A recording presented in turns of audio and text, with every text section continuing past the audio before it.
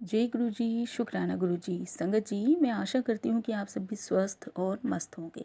गुरु जी हम सभी पर अपनी कृपा दृष्टि बनाए रखें। संगत जी, आप इस चैनल को सब्सक्राइब कर लें और बेल आइकन को भी प्रेस कर लें ताकि जब भी मैं कोई नया वीडियो अपलोड करूँ तो उसकी पूरी जानकारी आपको नोटिफिकेशन के माध्यम से प्राप्त हो जाए। संगत जी, आज इस वीडियो में हम गुरु जी की एक प्यारी सत्संग संगत आंटी जी का सत्संग सुनेंगे, जो कि उन्होंने अपना नाम यहाँ रिवील नहीं किया है। आंटी जी नहीं चाहती कि कोई उनका नाम जाने, परंतु यहाँ पर उन्होंने अपना सत्संग जो है बड़ा ही प्यारा उन्होंने शेयर किया है। संगत जी, आप इस सत्संग को अंत तक जरूर सुनिएगा ताकि आपको आपके सवालों के जवाब सत्संग के माध्यम से मिल सके। गुरु जी कहते थे सत्संग सुनने और बोलने वाले दोनों का भला होता है। आइए अब मैं आपको आंटी जी का सत्संग शेयर करने जा रही हूँ। संगत जी, अगर मुझसे कोई गलती हो जाए तो मुझे क्षमा कर दीजिएगा। ओम नमः शिवाय, शिव जी सदा सहाय। ओम नमः शिवाय, गुरु जी सदा सहाय। जय गुरु जी। संगत जी, आंटी जी बताती हैं अपने गुरु की महानता का वर्णन करने का मुझ में सामर्थ्य नहीं है, क्योंकि मात्र शब्द उनकी अद्वितीय दिव्यता के लिए अपर्याप्त है। तथापि उनकी आज्ञा से आदर और प्रेम से भरे कुछ शब्दों में उन्होंने अपनी कृपा से हमें कैसे धन्य करा है, यह अनुभव आपके साथ में बांट रही हूँ। जीवन के अस्तित्व का मार्ग मोक्ष प्राप्ति की कामना के समान है। जो अपने जीवन की बागडोर अपने गुरु को समर्पित कर देते हैं, उनके लिए सरल हो जाता है। वास्तव में हम मार्गदर्शक न होकर केवल अनुयायी हैं। आंटी जी बताती हैं, मेरा जन्म एक जट सिख परिवार में हुआ था। मेरे परिवार में आनंद, सुख, समृद्धि, शिक्षा और अनुशासन किसी का अभाव नहीं था। अपने बचपन से मैं अपने दादा से बहुत ज़्यादा प्रभावित रही हूँ, जो सदा धर्म और ईश्वर में विश्वास रखते आए हैं। धीरे धीरे एक गुरु की महिमा प्राप्त करने का विचार मेरे मन में घर करता चला गया।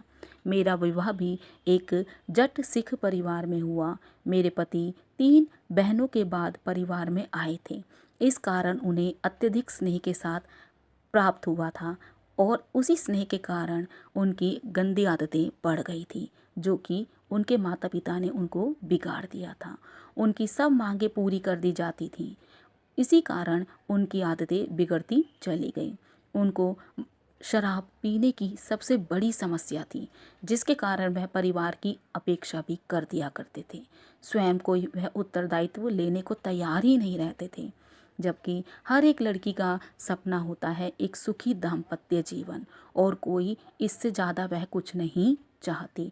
पर जब परिवार का पालन करता वह डूब द फैमिली ही नशे में डूबा रहे, किसी के वश में कुछ नहीं रहता।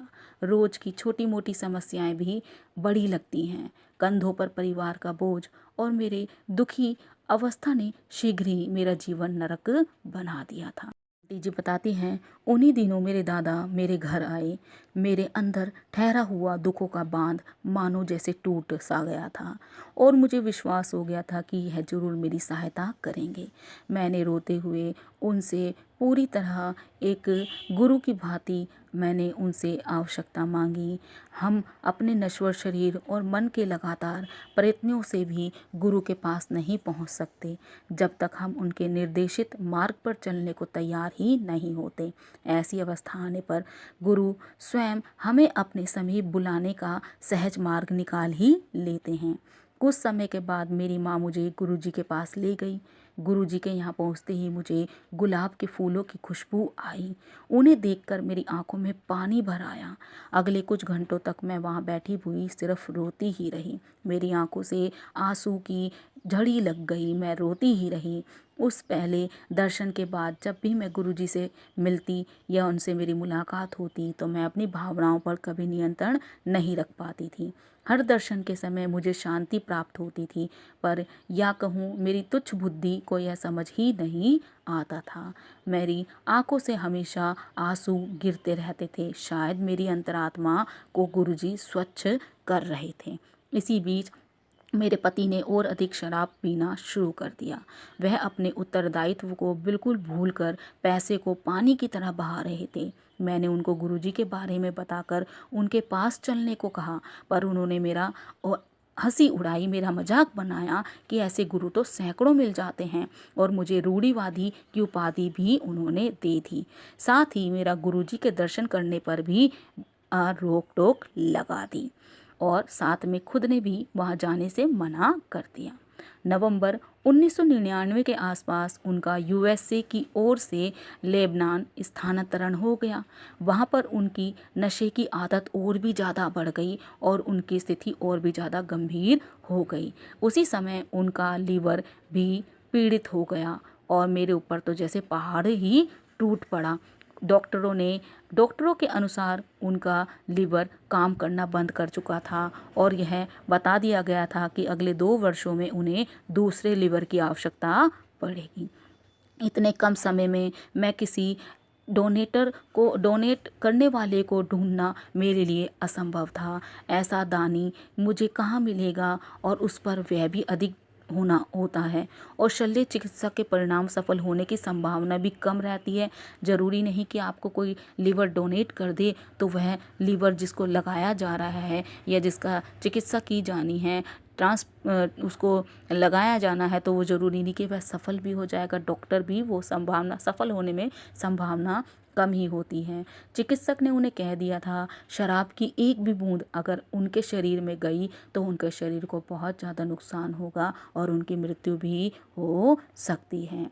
डॉक्टरों से अवकाश प्राप्त कर जब हम दिल्ली वापस आए, मेरे कहने पर वह गुरुजी के पास आए और एक कोने में बैठे हुए यही शिकायत करते रहे, मुझे थकान हो रही है, तुमने ही मुझे आने की यहाँ पर जिद कही थी, लेकिन मैं बैठ नहीं पा रहा हूँ, मुझे बहुत ज़्यादा थकान हो रही है।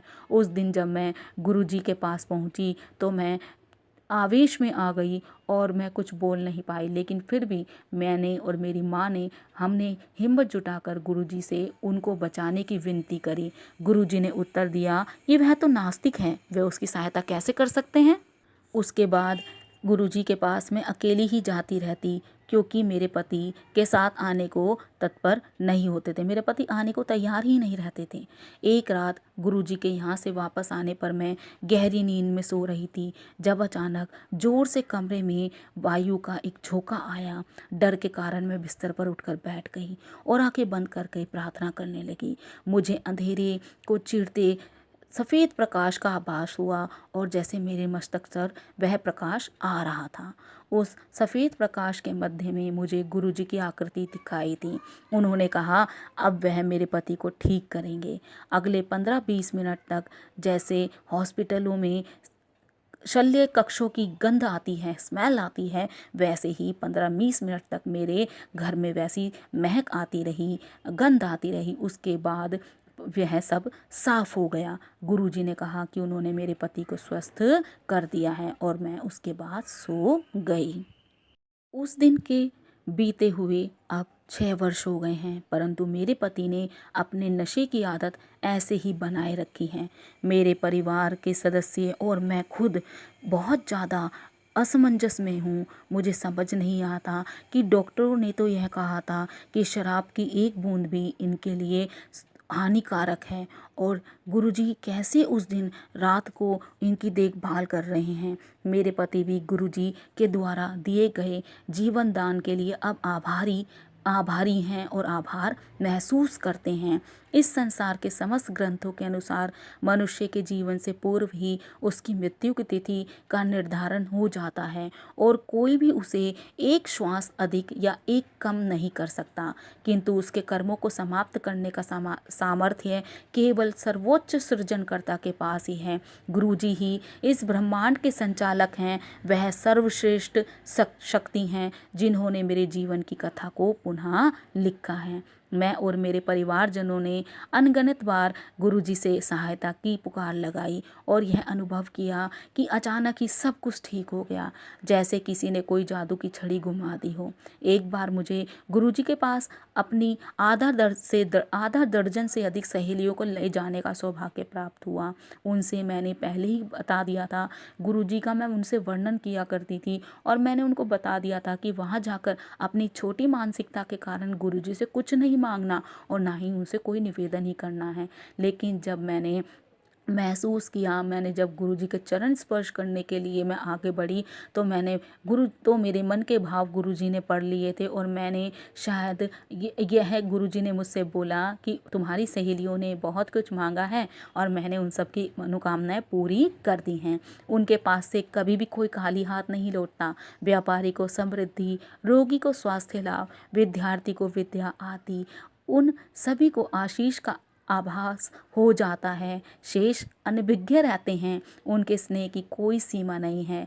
आस्तिक हो या नास्तिक, सबको उनकी दया प्राप्त होती है। उनकी कोई मांग नहीं है। वह कोई आश्वासन नहीं लेते कि उनकी दिव्य अनुभूति धीरे धीरे आपको बदल कर रख देती है। प्रतिदिन भक्त को अपने दुख लेकर उनके दर्शन के लिए आते हैं, और उनकी कृपा पर मेघों से ढके हुए नम आकाश को चीर कर चमकते हुए सूर्य की भांति उनकी कृपा बरसती है। बहुत ही प्यारा सत्संग था आंटी जी का। और संगत जी, आज मैं अपनी वाणी को यहीं विराम दूंगी। जय गुरु जी, शुक्राना गुरु जी। ओम नमः शिवाय। शिव जी सदा सहाय।